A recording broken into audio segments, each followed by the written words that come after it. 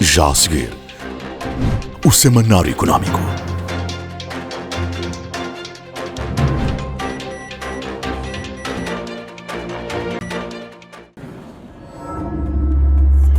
BNI, milhões de braços, uma só força.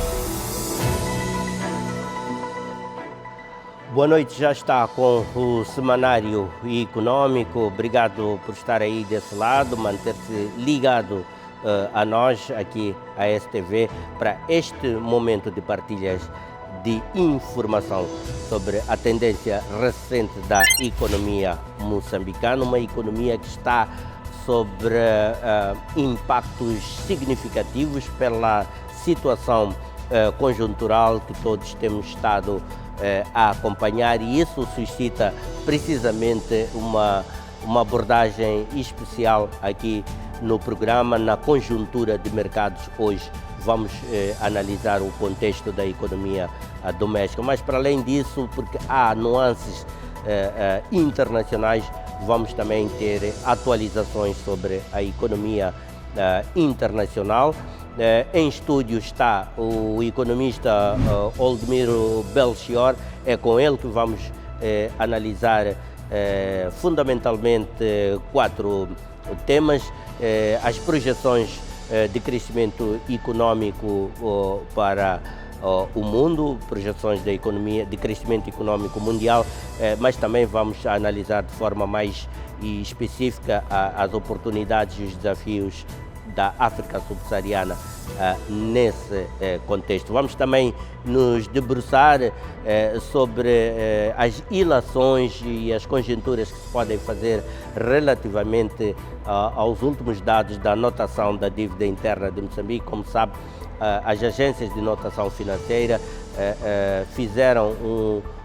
escalaram o risco da dívida de Moçambique, ou seja, houve um downgrade da notação da dívida interna feita, o que é um desafio econômico acrescido para a já frágil economia moçambicana, e que está a enfrentar dificuldades substanciais nos últimos tempos. Vamos ver as implicações dessa informação e depois também os aspectos que têm que ver com os impactos sociais e econômicos desta situação que tem estado a causar bloqueios à economia, que são as manifestações, protestos e outras ações que têm ocorrido um pouco em todo o país, e que na última semana ganhou uma outra configuração, com bloqueios aos principais centros de abastecimento do país, portanto aos corredores de fornecimento da nossa economia. Oldemiro Belchior irá se debruçar, irá desenvolver estas questões sobre as quais chamo a sua particular atenção. Além disso, na escala global, houve um desenvolvimento relevante e que concita a nossa atenção.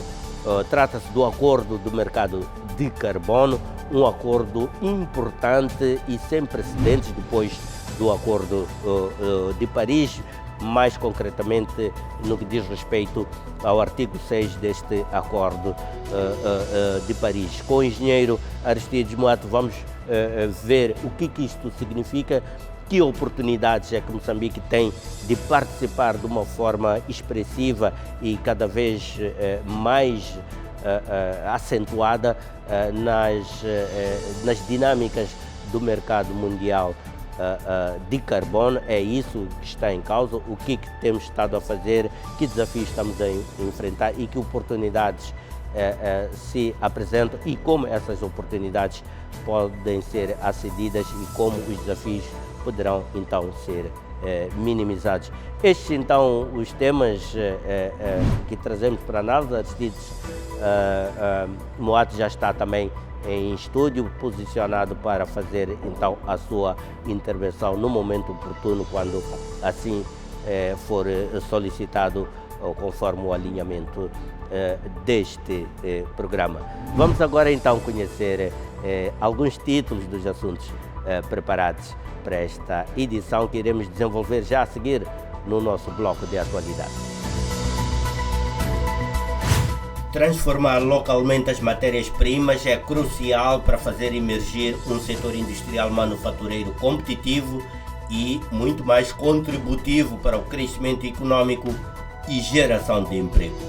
A nossa indústria, segundo os dados da própria UNIDO, caracteriza-se por uma indústria muito incipiente e com baixo nível de tecnologia e com baixo nível de complexidade. Há muitos fatores concorrenciais. Vou pôr esta palavra entre parênteses, desleais. Desde a vizinha África do Sul, à China, à Índia, aos Estados Unidos, à União Europeia, etc., que subsidiam as suas indústrias para penetrar nos mercados apetecíveis.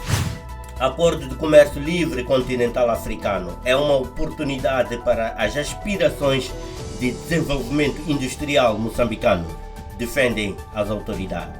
Moçambique tem estado a fazer negociações muito orientadas sobre mercados que nos trazem valor.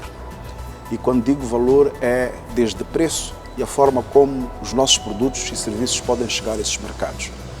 E neste contexto, o que temos estado a fazer é negociar aquilo que nós chamamos de acordos preferenciais. A integração das empresas locais nos grandes projetos de gás natural e mineração é um dos maiores desafios atuais para a indústria nacional. Todo megaprojeto a nível do nosso país, para que os seus efeitos sejam maximizados, necessita estabelecer um parque industrial. Você está com o Semanário Econômico.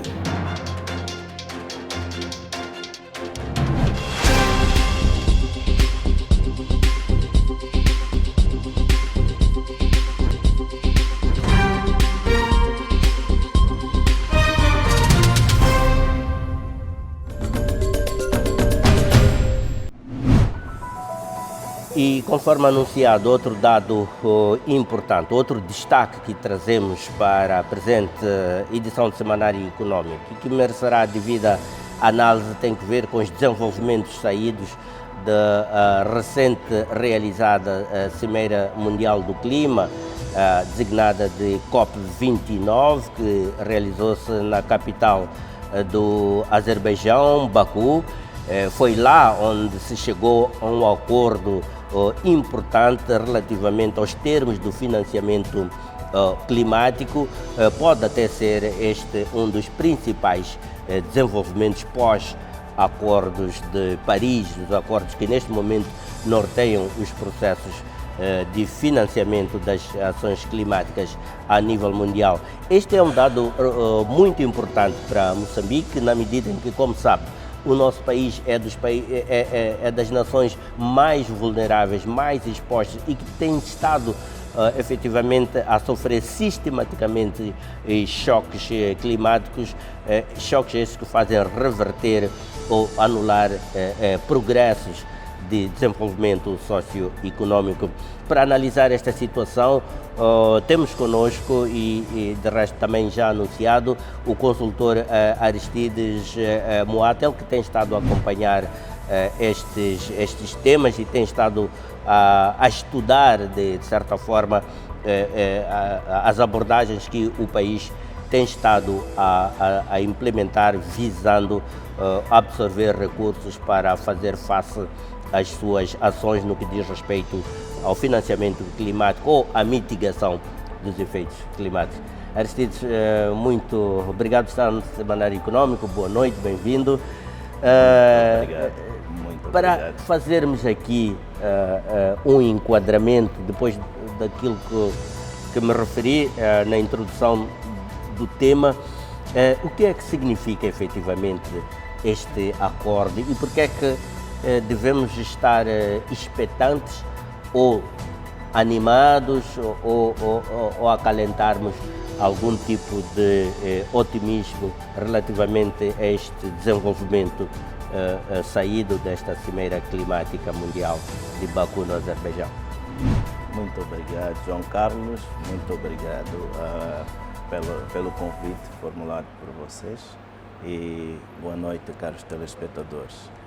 Então, para Moçambique é uma grande oportunidade e este desafio que nós temos requer que o país esteja preparado.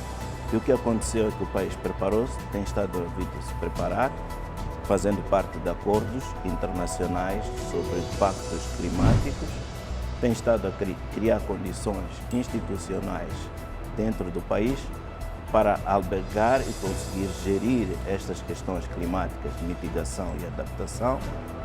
Está a criar quadro legal para facilitar processos ligados a negócio de créditos de carbono, não é? E está a criar capacidade a nível de várias instituições de conhecimento de como gerir estas questões climáticas. Para além de que existem já em implementação projetos que visam a redução de emissões já em implementação no país. Eu penso que isto é... Portanto, Moçambique está, digamos assim, no bom caminho e está alinhado com esta tendência e pode ter expectativas de ter benefícios concretos e diretos para a sua economia, para a sua ação climática decorrente sobretudo deste acordo agora alcançado do mercado de carbono em Baku. Claro, João, estamos num bom caminho. O país já desenvolveu uma série de regulamentações. Vamos lá ver então como é que Moçambique pode, de forma concreta, aceder aos benefícios deste acordo, num contexto em que, como sabe, o país está desprovido de recursos para financiar diretamente isso. Então, estes acordos, em princípio, representam uma oportunidade para o financiamento da economia e, sobretudo, ver como é que as nossas empresas, o nosso setor privado, pode se organizar para participar deste processo de mitigação climática ou das ações climáticas. Até já, Aristides, voltarei a si. Então, os temas centrais que iremos desenvolver na presente edição do Semanário Econômico. Este é o Semanário Econômico.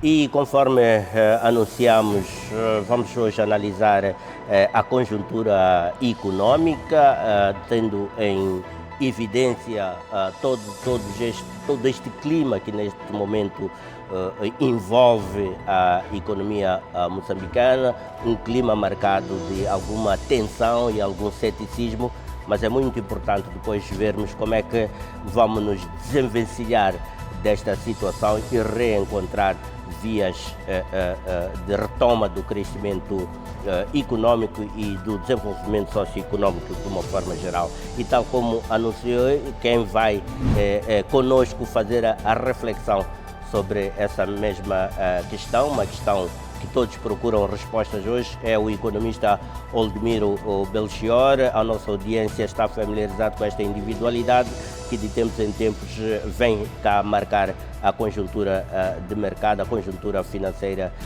do nosso país. Boa noite, Oldemiro.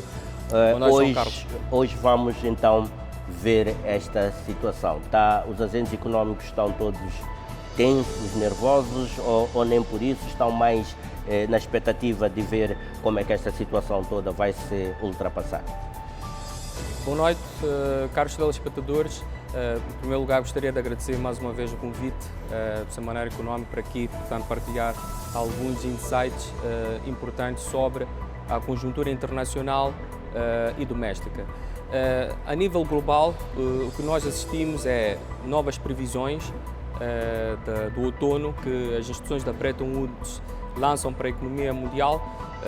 O motor de crescimento deve continuar lento em 2024 e 2025, que isto resulta de um arrefecimento das economias avançadas, sobretudo a economia americana e da zona euro, e também assiste-se a um abrandamento do PIB chinês, num contexto geopolítico ainda muito difícil. E ao nível da África subsaariana, onde Moçambique obviamente está inserido como geografia e economia emergente, o elevado endividamento público, a pressão inflacionária, fraca procura externa e também desafios climáticos correspondem aos fatores de risco que limitam o crescimento destas economias. E em particular, na conjuntura económica de Moçambique, nós atualmente estamos a viver uma depressão económica. Uma depressão económica que é resultante de uma escalada de tensões políticas e sociais que têm tido repercussões significativas no tecido económico e empresarial. Portanto, é extremamente urgente curar a economia de Moçambique o mais rápido possível. Muito bem, Aldemir, já lá vamos então, ponto por ponto, analisar estas questões que neste momento informam o contexto internacional e também a economia doméstica. Vamos analisar então estas situações, estas informações. Neste momento então avançamos para o desenvolvimento dos títulos que anunciamos e que preparamos para o desenvolvimento noticioso na presente edição do Semanário Econômico. Este é o Semanário Econômico.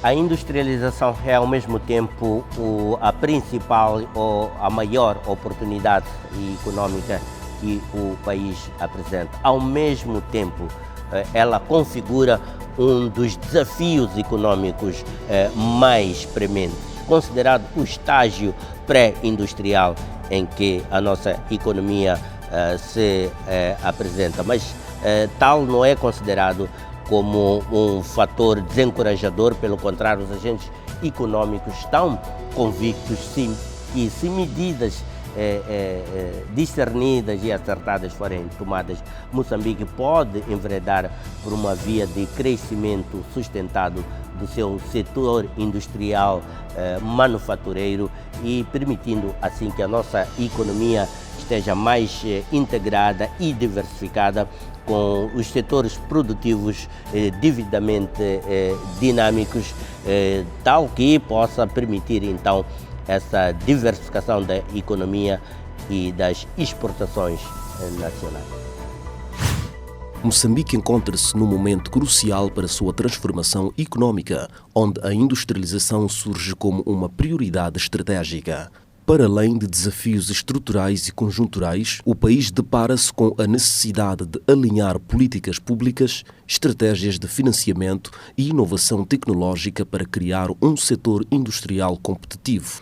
Entre as questões mais urgentes estão a integração de conteúdo local nos grandes projetos, a transformação local de matérias-primas e a dinamização de cadeias de valor interna. A indústria transformadora representa cerca de 10% do produto interno bruto moçambicano, empregando milhares de pessoas e desempenhando um papel crucial na diversificação económica. A nossa indústria, segundo os dados da própria Unido, caracteriza-se por uma indústria muito incipiente e com baixo nível de tecnologia e com baixo nível de complexidade.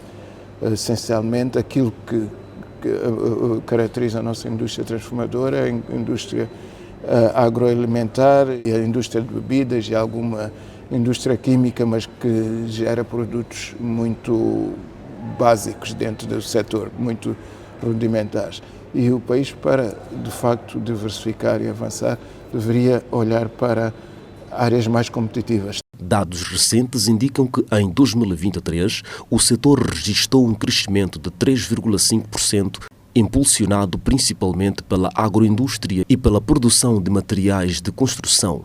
Mas existem receios de que este crescimento será insuficiente se não houver políticas públicas e eficazes para proteger e fortalecer a indústria nacional. Se queremos criar indústrias nacionais, que significa formação de recursos humanos, produção acrescentando valor às matérias-primas nacionais ou importadas, substituição das importações e um futuro para esta economia, porque não pode haver um futuro sem indústria. A integração das empresas locais nos grandes projetos de gás natural e mineração é um dos maiores desafios atuais para a indústria nacional. Estamos a ver agora no oil and gas, não pode haver futuro se os moçambicanos não participarem na construção da estrutura de investimentos do oil and gas. Quando o gás começar a sair, não há nada para nós. Outro ponto destacado foi a concorrência desleal de produtos subsidiados provenientes de países como China, Índia e África do Sul. Há muitos fatores concorrenciais. Vou pôr esta palavra entre parênteses, desleais.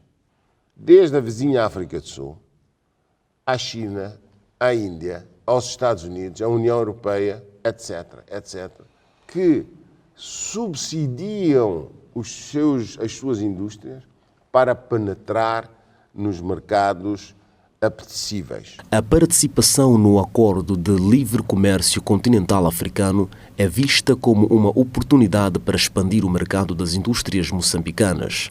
Além disso, o investimento em energias renováveis como solar e eólica pode posicionar Moçambique como um líder na industrialização sustentável. Liberalização pelo menos até os 90%. Significa que acho que pensar nos desafios retraindo a possibilidade de crescermos é negar a tendência do desenvolvimento global. De acordo com os próprios industriais, Moçambique tem um potencial significativo para agregar valor aos seus recursos naturais, como carvão, gás natural e produtos agrícolas. Que nós não queremos mais levar a nossa matéria-prima para que seja transformada usando outras fronteiras, mas sim é importar a tecnologia para Moçambique e garantir que sim, possamos fazer aqui. Com vastas terras aráveis, a agroindústria oferece oportunidades para expandir a produção e processamento de produtos como caju, açúcar e algodão. Para Amad Kamal, a ligação entre a agricultura e a indústria é essencial para criar uma economia diversificada e resiliente. Nós devemos cirurgicamente estudar. Devemos definir que queremos proteger é uma questão de soberania, proteger a economia nacional, e um dos instrumentos é a produção agrícola, a agroindústria e a indústria. Isto deve ser definido. Está na Constituição, no seu artigo 2. Qual é a direção política constitucional da economia de Moçambique? Portanto, não percebo porque é que demorou 40 anos para chegarmos lá. Mas espera aí, agora deixa-me lá dizer-te... Sim, prossiga. Deixa-me dizer-te o seguinte. É preciso que o governo simplesmente primeiro faça o que está a fazer. Um discurso político sobre a reindustrialização. 2. O governo, através das suas ferramentas, empresas públicas e o Orçamento Geral do Estado, é o maior dinamizador da economia. O governo tem que deixar claro, por exemplo, estou a dar um exemplo, que 75% do seu consumo é através da produção interna. Produção nacional. Tem que deixar claro. Tem que dizer a LAM, a MCL, a Petromoca, ao CFM, a todas as empresas públicas, e eles próprios, o governo, tem que dar o exemplo, que tem que comprar 75% do seu plano orçamental na indústria nacional. Tu vais me perguntar, mas temos qualidade? Às vezes não é só uma questão de qualidade, é uma questão de continuidade no fornecimento, quer dizer, produção em escala. O que eu pergunto é o seguinte. O volume.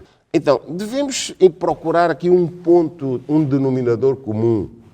Os nossos gestores públicos têm qualidade, alguns têm, outros não. A industrialização em Moçambique não é apenas um objetivo econômico, mas uma necessidade estratégica para assegurar a soberania econômica e melhorar a qualidade de vida da população. O PRONAI, aliado a políticas claras de conteúdo local, investimentos em infraestruturas e formação técnica, tem o potencial de transformar o setor industrial do país. Precisamos de uma visão muito mais abrangente. Eu acho que o indicador principal, ou os indicadores principais para mim seriam dois. Criação de emprego e exportações. Exportações, em termos globais, os países competem nas exportações. Para ser competitivo nas exportações não é possível ser competitivo com commodities, com matérias-primas, precisamente porque tem um baixo valor relativo. É preciso exportar em volumes muito grandes para conseguir ter receitas de exportação, enquanto aqueles que têm produtos manufaturados com alto valor agregado, mesmo que exportem quantidades relativamente modestas, mas têm um retorno muito maior. Então, nós, para sermos competitivos nas exportações, implica domiciliar o máximo de empregos e indústrias no país. Com uma abordagem integrada e de longo prazo, Moçambique pode emergir como um polo industrial competitivo, capaz de liderar o desenvolvimento sustentável na região da África Austral. Este é o Semanário Econômico.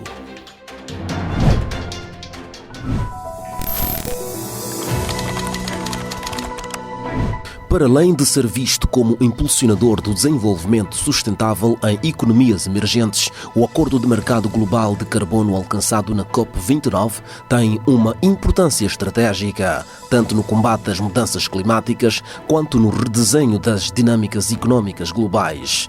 Seu significado prático reside em estabelecer um mecanismo que conecta diretamente a redução de emissões de carbono como financiamento de projetos sustentáveis, criando incentivos econômicos para a mitigação das mudanças climáticas. O acordo alcançado aponta em vários sentidos, designadamente: o acordo cria um sistema regulado para transações de créditos de carbono, onde países e empresas podem compensar as suas emissões ao financiar projetos que removam ou reduzam gases de efeito estufa. O acordo estabelece um mercado robusto e transparente, supervisionado pela ONU, garantindo a credibilidade e rastreabilidade dos créditos. Com uma estimativa de movimentar até 250 bilhões de dólares por ano, inicialmente, e 1 trilhão até 2050. O mercado de carbono oferece uma alternativa viável para canalizar recursos para países em desenvolvimento. Estes fluxos financeiros podem ser usados para investir em infraestrutura sustentável, projetos de energia limpa, reflorestamento e tecnologias de captura de carbono.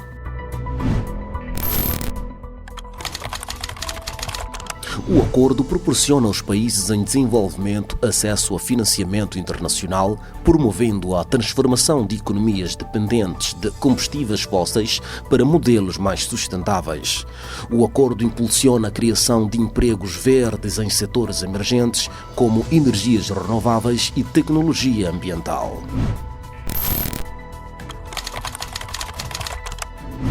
Segundo a Associação Internacional de Comércio de Emissões, a cooperação entre países por meio do mercado global de carbono pode reduzir os custos de mitigação em 21 trilhões de dólares entre 2020 e 2050, tornando as metas climáticas acessíveis.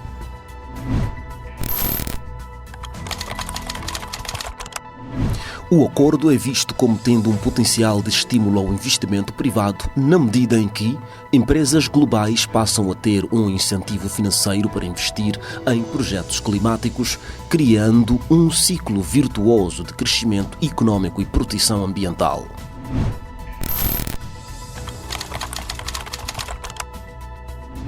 Outra perspectiva importante é o fortalecimento da governação climática, ao estabelecer regras uniformes para transações de carbono, reduzindo lacunas legais e garantindo a integridade ambiental dos projetos.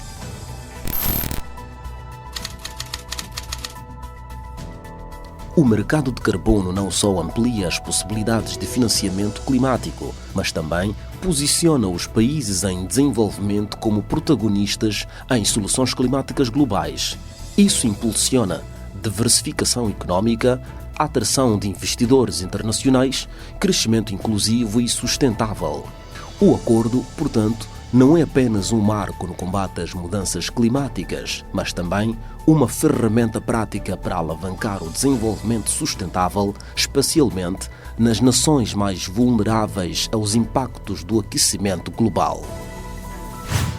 E conforme os dados que tivemos a oportunidade de lançar nas notas de enquadramento, na abertura do programa, continuamos neste momento com o consultor Aristides Moato para analisarmos um conjunto de aspectos sobre este mercado de carbono, este acordo do mercado de carbono que foi alcançado, conforme nos referimos, nesta recente cimeira climática mundial que se realizou em Baku, no Azerbaijão. Portanto, estima-se que esse mercado possa movimentar até 2050, ou melhor, pode movimentar até 250 bilhões de dólares, direcionando recursos significativos para países em desenvolvimento, para que os países possam implementar os seus planos climáticos de forma mais rápida e econômica. Algumas entidades internacionais, como a Associação Internacional de Comércio de Emissões, projeta, por exemplo, que até 2050 o valor de mercado dos fluxos financeiros entre países possa ultrapassar cerca de 1 trilhão de dólares por ano, reduzindo custos de mitigação em cerca de 21 trilhões entre 2020 e 2050. São razões suficientes, são razões bastantes para o mercado local se estruturar para tomar conta destas oportunidades. E o que é importante agora é perceber como é que estes recursos chegarão a Moçambique e como é que Moçambique está-se a preparar para aceder a esses recursos e repassá-los para a economia e provavelmente com Aristides, com a participação do setor privado. E de que forma é que o país pode capturar para não estar a ver esses recursos apenas nos relatórios? Portanto, poder aceder legitimamente a esses recursos e repassá-los para a economia, ao mesmo tempo que se torna menos vulnerável aos choques climáticos, às mudanças climáticas. Eu penso que o primeiro ponto dos desafios era a capacidade das instituições. Quando há financiamento, temos que ter instituições organizadas, abertas, transparentes para mostrar como vai utilizar o dinheiro. Então, as instituições estruturadas são condições dentro do país que vão gerir esses dinheiros climáticos, são importantes. É importante, primeiro, que o governo também tenha interesse do governo. É importante para que estas iniciativas funcionem. Segundo, são as instituições organizadas, transparentes, com uma gestão transparente, que é para permitir que os fundos, quando forem transferidos de qualquer entidade para essas entidades, sejam verificáveis, pode É complexo aceder a esses recursos?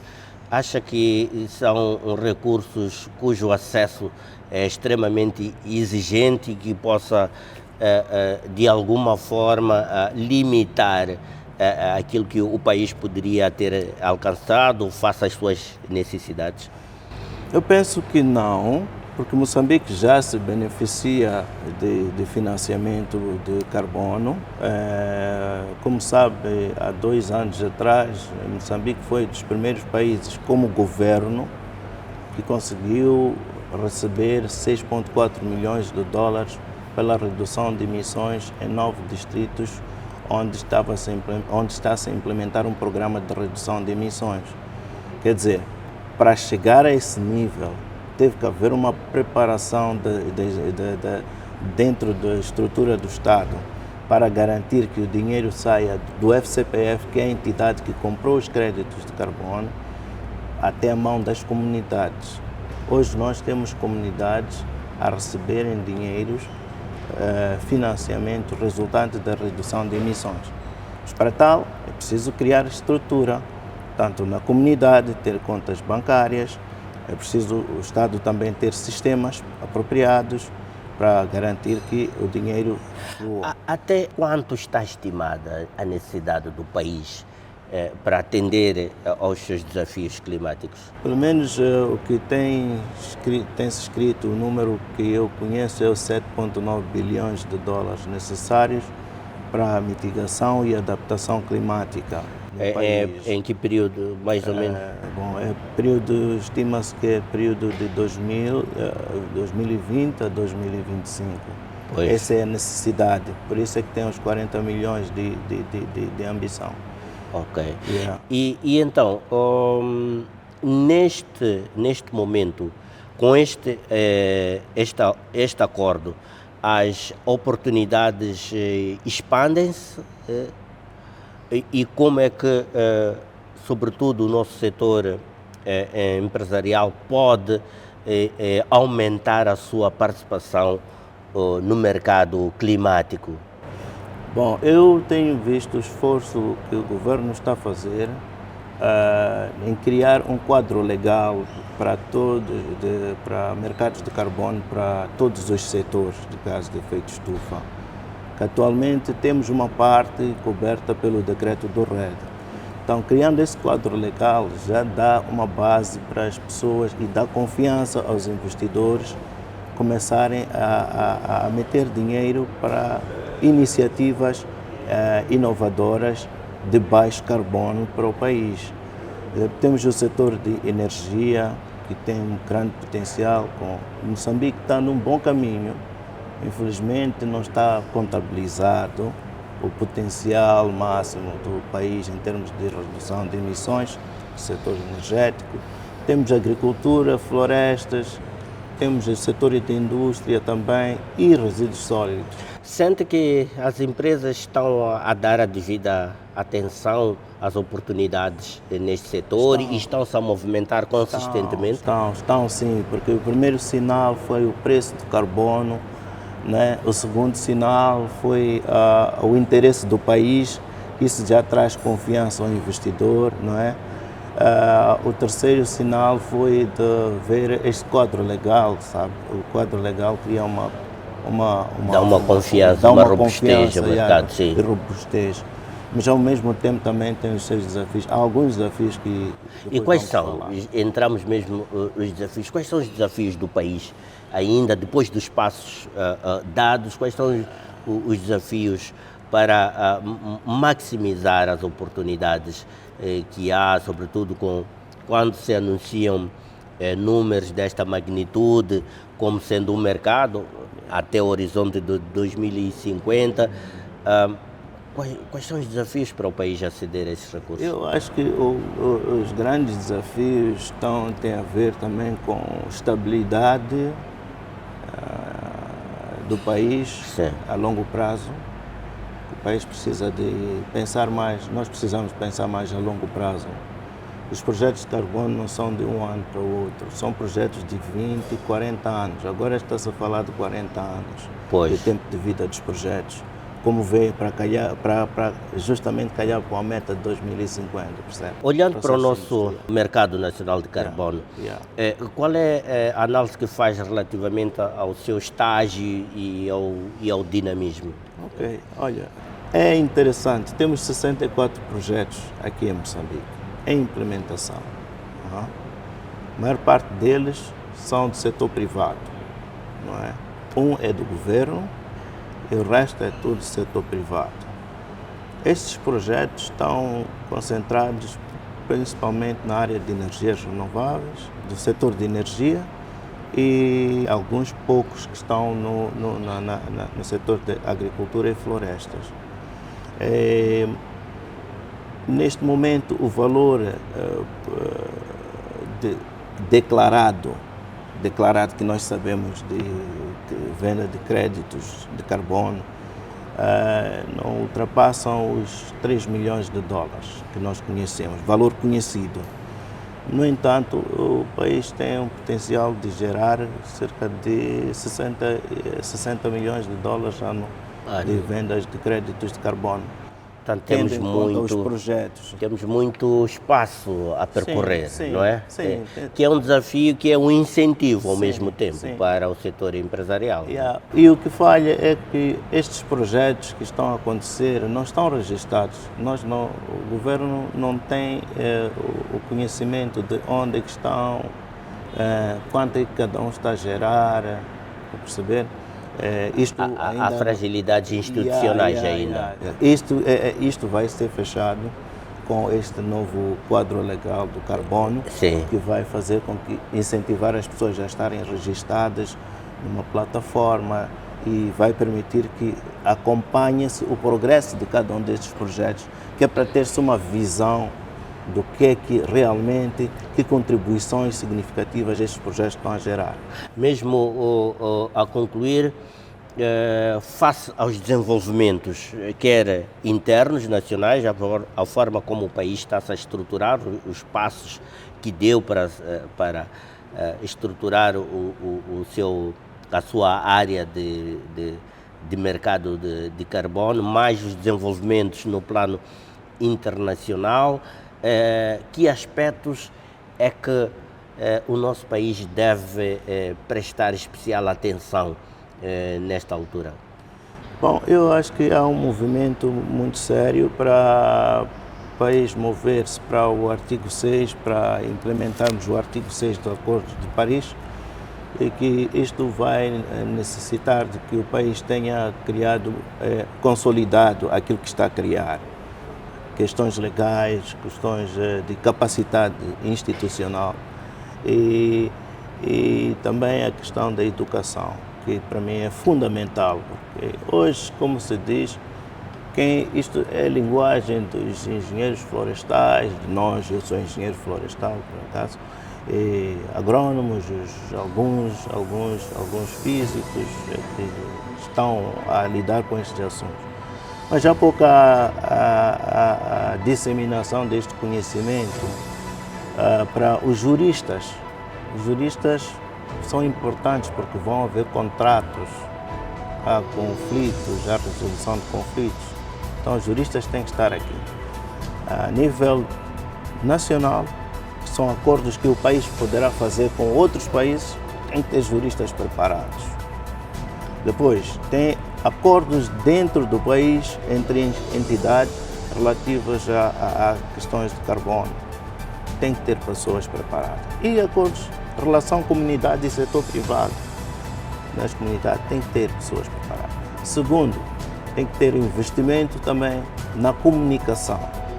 E eu agradeço mais uma vez pela oportunidade de falar sobre estes assuntos, que tem que fazer parte do dia a dia de nosso, falar sobre estas questões para trazer a confiança dos investidores e trazer a confiança dos beneficiários e sensibilizar a todo mundo. Penso que este são um dos grandes desafios, são grandes apostas, e eu punha nesses dois ângulos os maiores investimentos. Aristides, muito obrigado por nos elucidar por um assunto relativamente novo.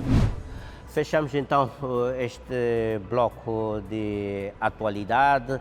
Vamos fazer uma breve pausa, voltaremos ao tema de fundo, neste caso, que vai ser preenchido pela conjuntura de mercados com o concurso do economista Oldemiro Belchior. Vamos fazer então esta análise sobre as perspectivas de curto prazo da economia nacional e as projeções mais atualizadas relativamente à tendência de crescimento econômico a nível mundial e também da África subsaariana. Oldemiro Belchior já está posicionado para o efeito. Irei ao encontro deste nosso convidado logo a seguir ao intervalo. Mantenha-se desse lado, mantenha-se com o Semanário Econômico. E até já.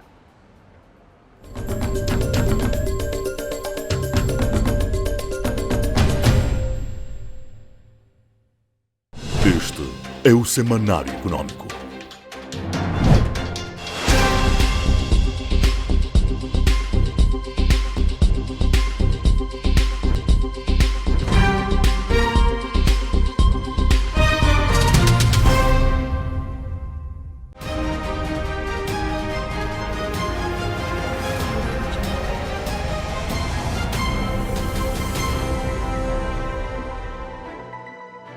E já estamos posicionados para isso. São 4 pontos fundamentalmente. Oldemiro, já fizemos as notas de enquadramento na abertura do programa. Agora vamos ponto por ponto analisar esta situação, começando pelas previsões da economia mundial e da África subsaariana. O que é que ressalta neste momento? Qual é a imagem que temos da tendência da economia mundial, os dados quer do FMI, quer do Banco Mundial e de outras organizações, como por exemplo a OCDE e a própria Organismo das Nações Unidas para o Comércio Internacional, onde tem estado a dar sinais de que o crescimento está sendo moderado. Partilha da mesma opinião ou para si a situação é ainda mais preocupante? Eu partilho da mesma opinião que o motor de crescimento mundial está lento, porque 2024 foi um ano atípico na esmagadora maioria das economias. Porquê? Porque o foco estava nas eleições americanas. E já aconteceram início do mês de novembro, que resultou na vitória eleitoral de Donald Trump. Portanto, Donald Trump é o presidente eleito dos Estados Unidos e internacionalmente está uma alta expectativa de qual será a reorientação das políticas económicas. E o que lhe parece nesse sentido? Vamos ter mais ímpeto ao crescimento econômico?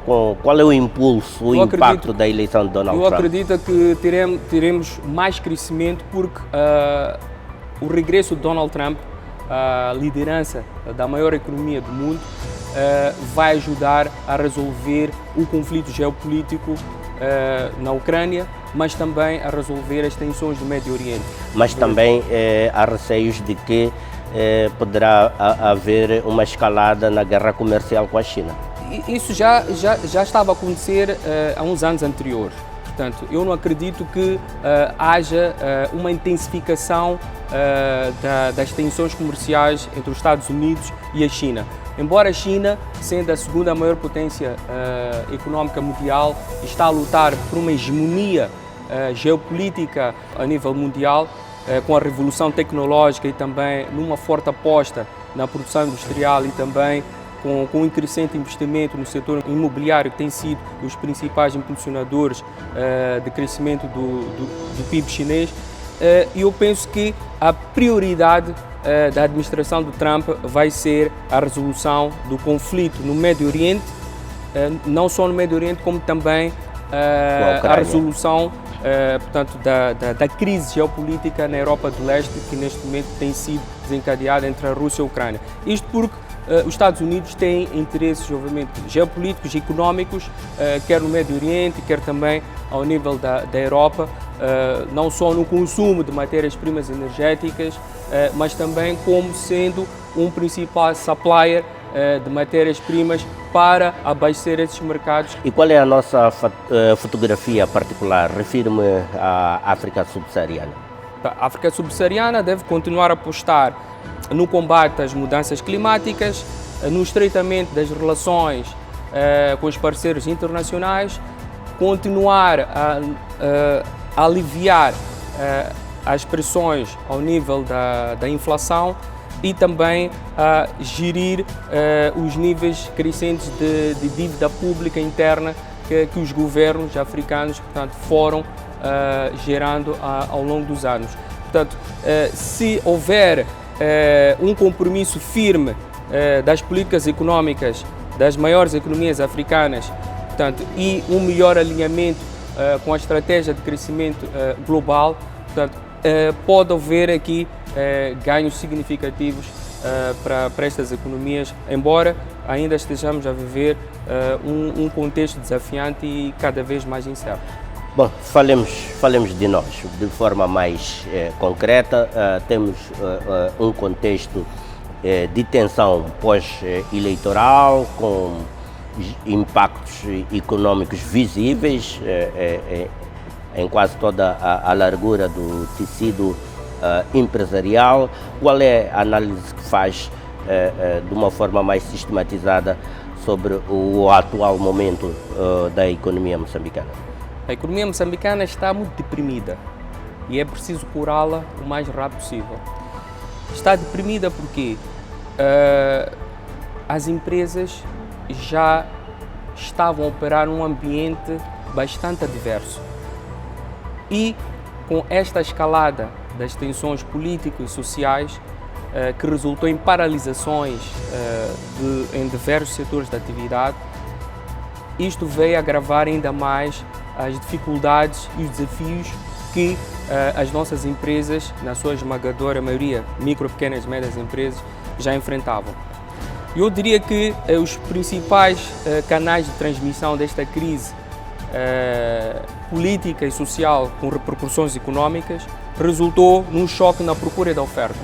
Do lado da oferta, nós temos interrupção de diversas cadeias de valor por escassez de abastecimento, com o encerramento, embora temporário, de portos, fronteiras, serviços, comércio, restauração, hotelaria, portanto, indústria, são setores tradicionalmente essenciais para a geração de riqueza, mas que neste momento estão a funcionar com extrema dificuldade, muito abaixo do seu potencial. E do lado da procura, nós assistimos a uma redução drástica na circulação de pessoas e bens. E isso, obviamente, se refletiu num menor consumo de bens essenciais e a economia, portanto, acaba também ressentindo-se com este choque quer de procura e oferta, e há aqui uma transmissão direta na subida de preços que é a inflação. No sistema financeiro, obviamente, que é o pulmão, diria o coração de uma economia, também tem estado a funcionar com alguma dificuldade. Portanto, é só de reparar, João Carlos, durante o pico destas manifestações pós-eleições, a maior parte das agências bancárias tem que encerrar com horário, portanto, mais cedo, não é? Os bancos passaram a adotar horários especiais de atendimento aos seus clientes. Isto tem diretamente implicações no volume de transações que realizam com as empresas e com os particulares, e nós, portanto, vemos um risco ainda para o setor bancário é a pressão sobre o endividamento empresarial. Porque, como sabemos, as empresas moçambicanas estão muito alavancadas. Estão muito alavancadas porque sustentam o seu crescimento com base no financiamento de dívida. E o crédito escasso, cada vez mais escasso e caro, dadas as altas taxas de juros vigentes no mercado, esta paralisação de atividades económicas pode resultar numa subida do crédito mal parado e aumentar as pressões do lado do capital, da liquidez e rentabilidade das instituições financeiras. Mas há aí também um fator de risco que eu gostaria de salientar, que é a confiança. A confiança, para mim, este é de facto o maior risco que a economia de Moçambique neste momento está deteriorada. O que nós assistimos é uma redução significativa dos níveis de confiança dos agentes económicos devido à escalada dos graus de incerteza. Os graus de incerteza quanto ao futuro. Pouca disponibilidade para investimento por parte dos agentes económicos. Claramente, esta escalada dos graus de incerteza, portanto, que tem reduzido os níveis de confiança, portanto, os agentes económicos neste momento não conseguem antever qual é o desfecho deste impasse político e muito menos perspectivar o futuro macroeconómico de Moçambique. Acrescento aí o aspecto de incerteza, mais do que claramente, falta de confiança. João Carlos, repara, quando nós estamos a lidar com elevados níveis de incerteza numa economia, isto implica adiamento de decisões de investimento e de consumo. E nós já tínhamos grandes projetos em operação em diversas áreas estruturantes para o desenvolvimento do país e esses investimentos estavam programados para arrancar em 2024, em 2025. Acredito que neste momento estejam em stand-by a aguardar qual é o desfecho a normalização da situação. A estabilidade macroeconómica vai depender da evolução da situação política de Há uma Moçambique. outra questão ainda sobre a economia doméstica, há uma outra questão que tem que ver com o nosso sistema financeiro. Vínhamos numa tendência de flexibilização da política monetária. Essa situação deverá continuar ou deverá ser interrompida, na sua opinião?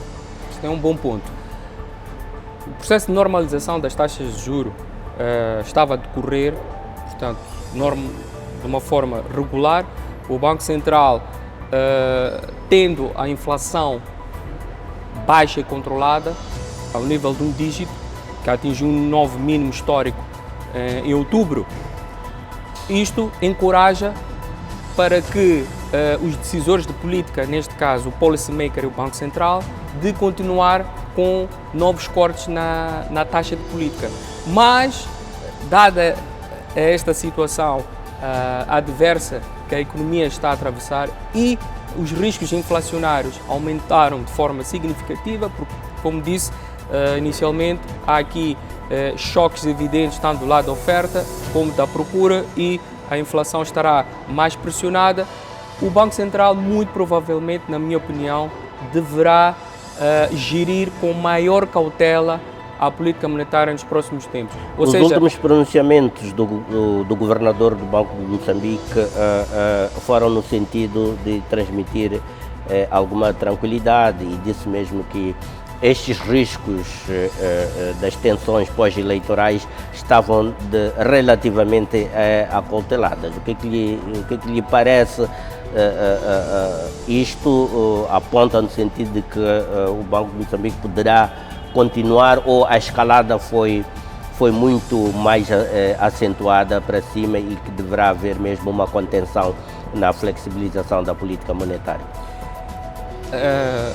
Eu penso que a mensagem do governador do Banco de Moçambique é clara, no sentido de que o Banco Central dispõe dos estabilizadores automáticos que podem ser ativados para amortecer eventuais choques que a economia possa ter e que possam representar uma ameaça em termos de pressão inflacionária.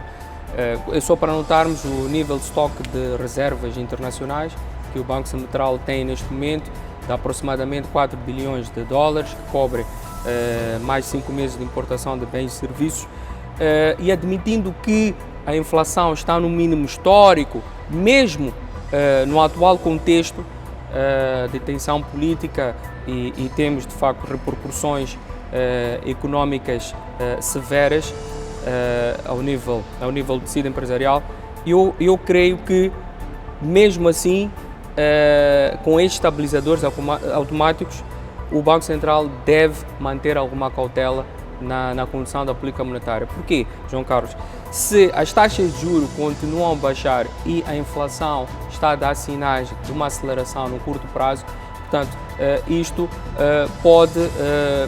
pode implicar, portanto, maior risco em termos de subida de preços. Será interessante ver daqui a algumas semanas os dados da inflação, se a inflação não vai subir em níveis significativos por conta desta situação. É inevitável. Portanto, nós tivemos a inflação de outubro que já aponta para uma aceleração.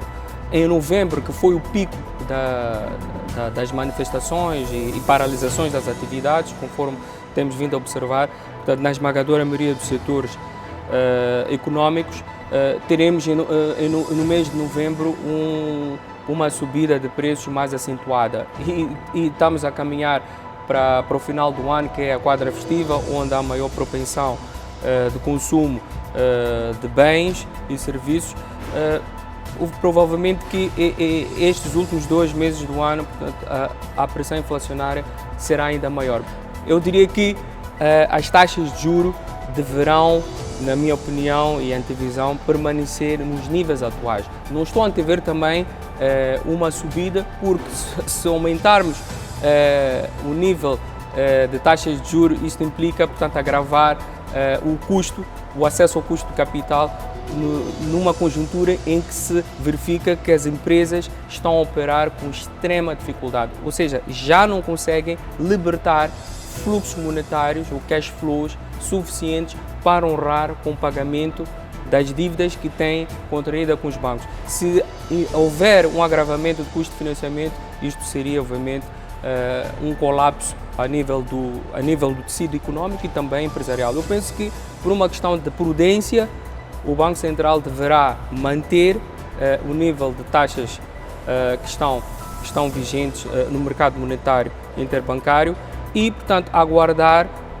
qual vai ser a tendência de evolução dos preços nos próximos meses, que depois vai ditar para uma retoma da normalização da política monetária. Um evento importante do nosso ponto de vista e que saltou precisamente à nossa vista foi o downgrade do rating da dívida interna. O que isso significa? É expectável, não é nenhuma novidade. O soar dos alarmes das agências de notação financeira era expectável, até, na minha opinião, demorou para que acontecesse este downgrade. Temos que tirar dessa situação? Porque o cenário macrofiscal de Moçambique é extremamente desafiante. Nós temos observando que a despesa pública tem crescido de forma exponencial por via dos juros da massa salarial, num contexto em que o crescimento econômico tem estado muito anémico, excluindo o gás natural que é explorado na bacia do Rovuma. Expurgando o efeito do gás, em termos reais, esta economia está a crescer 2%, que é, de facto, um nível bastante baixo, que é insuficiente para o Estado poder arrecadar receitas fiscais para poder financiar o déficit público de forma sustentável. João Carlos, a acumulação de dívidas com fornecedores, despesas resultantes de choques climáticos ou desastres naturais que devem ser cobertas, temos atraso no pagamento dos encargos financeiros que o Estado também tem estado constantemente a refinanciar a dívida interna, e também despesas decorrentes do ciclo eleitoral. Obviamente que há uma deterioração das contas públicas e isto foi o principal motivo que fez soar os alarmes das agências de rating. Já vinham numa situação bastante difícil, né? Por isso eu digo que não surpreende esta notícia. Esta notícia, de facto, até chega um pouco tarde, porque quando a dívida interna de um país começa a aumentar em níveis insustentáveis e ultrapassa o limiar de sustentabilidade de dívida para países de baixo rendimento como Moçambique, o FMI estabelece que países de baixo rendimento devem atingir no máximo 60% do PIB. Moçambique está a 97% do PIB em 2024 e com esta situação que vivemos atualmente, em 2025 poderemos ultrapassar os 100%. Obviamente que as agências de notação de risco devem descer o rating soberano. Obviamente isto tem repercussões também na confiança dos investidores e também dos decisores de política que terão que tomar futuramente. Todo mundo quer saber como é que se pode transformar esta crise numa oportunidade, ou se quisermos, que saídas é que temos ou que podemos projetar para esta situação, porque não estamos em crer que vamos ter que permanecer nesta situação indefinitivamente. Há que encontrar resiliência, se quisermos, há que encontrarmos formas criativas e inovadoras de ultrapassarmos esta situação, pelo menos do ponto de vista econômico. No seu ponto de vista, no ponto de vista do economista Oldemiro Belchior, quais são as saídas que temos para desta situação? Nós temos aqui 3 soluções, João Carlos. A primeira é, nós precisamos de uma solução governativa estável que permita resolver com efeitos imediatos este impasse político. Portanto, o diálogo entre o partido no poder e os partidos da oposição deve ser alcançado o mais rápido possível para que o país volte a restabelecer a coesão social e a normalizar o funcionamento das instituições públicas e privadas. Esta é a primeira medida. Um diálogo político aberto no sentido de encontrar uma solução pacífica para ultrapassarmos esta fase e conseguirmos recuperar a confiança dos mercados financeiros e também dos agentes económicos. A segunda medida é do lado fiscal. Obviamente que nós temos empresas descapitalizadas, na sua maioria, e que operam com falta de recursos, com uma liquidez reduzida. Neste momento, há muitas empresas que não estão com capacidade de pagar salários, pagar dívidas com fornecedores e também honrar compromissos com os credores financeiros, nomeadamente a banca. E aqui o Estado também está numa posição fragilizada porque tem menor capacidade de arrecadar impostos. O que tem que ser feito? Eu penso que o estabelecimento de um pacote de incentivos fiscais, no sentido de atribuir uma moratória no pagamento de contribuições sociais e também fiscais, deve ser priorizado no sentido de aliviar a carga que essas empresas têm de suportar, dada a conjuntura adversa em que vivem ou operam. E a terceira medida tem a ver uma intervenção direta da banca. Portanto, há várias empresas e famílias que contraíram financiamento e não esperavam que houvesse tensões pós-eleitorais nesta magnitude e os bancos vão ter que renegociar os contratos de financiamento, reestruturar as dívidas bancárias no sentido de acomodar um serviço da dívida que as empresas e as famílias possam pagar de forma sustentada. Belchior, takeaways finais, estamos mesmo dentro, no limite do tempo que disponibilizamos para esta análise. Qual é o sentimento, pessoalmente, qual é o sentimento que tem? Estas vias que sugeriu são execuíveis? Acredita que elas possam ser adotadas? Eu acredito que sim, havendo vontade política, que é a primeira medida, eu penso que nós conseguimos ultrapassar esta crise como as anteriores que nós já tivemos no passado. Não é a primeira vez que nós temos tensões pós-eleitorais Isto não só acontece em Moçambique, mas também um pouco por toda a parte do mundo, protestos, manifestações, mas felizmente Moçambique já tem maturidade suficiente para poder gerir e lidar com este tipo de crise. Mas também porque somos uma economia bastante frágil e esses eventos tendem a agravar os termos dessa fragilidade. Exatamente, mas é importante que estas medidas sejam implementadas o mais rápido possível. O mais rápido possível porquê? Porque se não encontrarmos soluções imediatas, nós teremos uma destruição de valor. Essa destruição de valor já é visível. João Carlos, se reparar, por exemplo, um estudo que foi publicado recentemente pelo Centro de Integridade Pública, aponta para perdas estimadas durante os 10 dias de manifestações, correspondente a mais de 350 milhões de dólares. Mais de 350 milhões de dólares em menos de 30 dias, o que equivale a uma quebra de 2% no produto interno bruto de Moçambique. É muito dinheiro para desperdiçar em tão curto espaço de tempo. É muito valor que a economia perde, o Estado perde, as empresas, as famílias. Portanto, nós não podemos retroceder num momento em que nós já estávamos a fazer, portanto, a curva de inversão com fortes perspectivas de crescimento no futuro. E ter em conta também que Moçambique é um hub estratégico também para apoiar o desenvolvimento de outros mercados, como o Interland. Por exemplo, quando ocorre uma paralisação, um interrompimento a nível das atividades portuárias, e nós temos aqui corredores estratégicos de desenvolvimento como o Porto de Maputo, o Porto da Beira, o Porto de Nacala, obviamente que abastecem também outros mercados como do Interland, obviamente que quando há estas perturbações ao nível do circuito de distribuição de mercadorias, as outras economias da região também são afetadas. Portanto, eu acredito que o desejo de se restaurar a estabilidade política e macroeconómica em Moçambique é comum e transversal, não só para os moçambicanos, como também para o resto do mundo.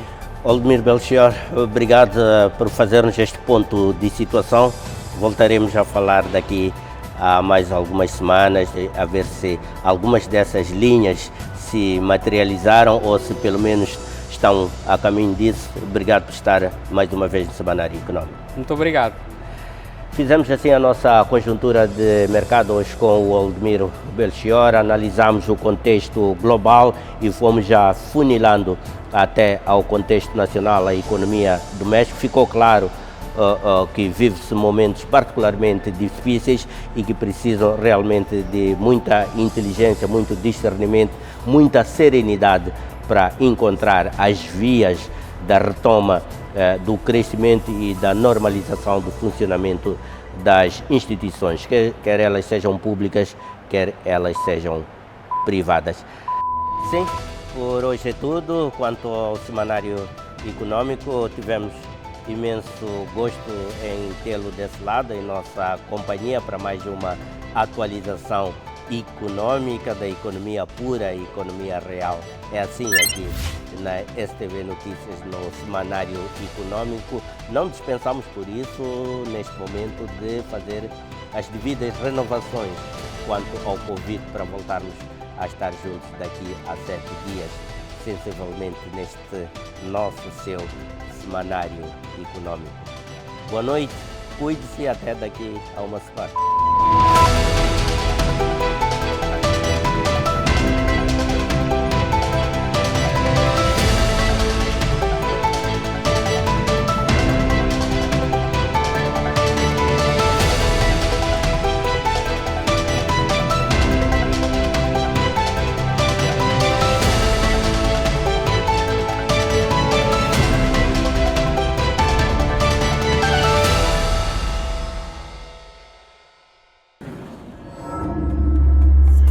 PNI, milhões de braços, uma só força.